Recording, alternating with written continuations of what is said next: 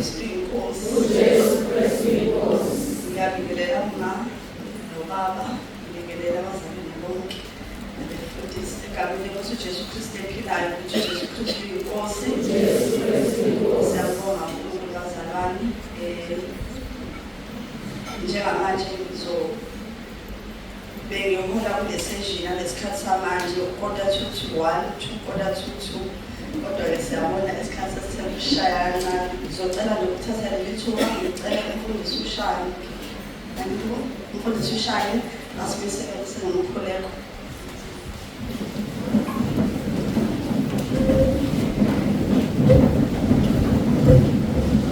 Baba wethongcwele, egameni lenkosi yethu Jesu Kristu ophilayo. Siyabonga baba wethu omuhle, siyabonga mfana lensindiso yethu. Bayedwa uNkulunkulu wethongcwele mina kulesi sikhathi. Siyabonga baba wethongcwele ukuthi usukhona okanye nathi inkosi yaqala.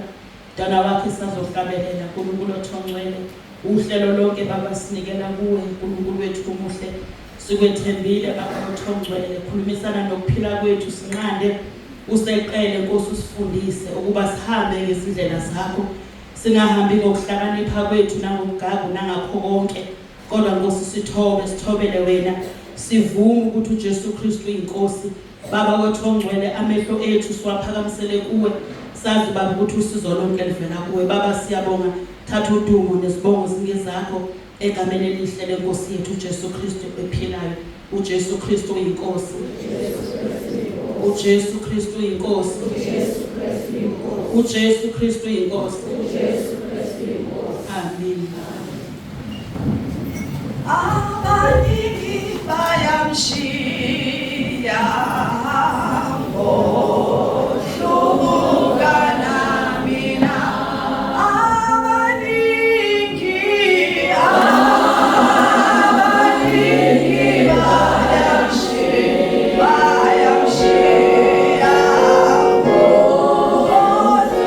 ngohlukana mina.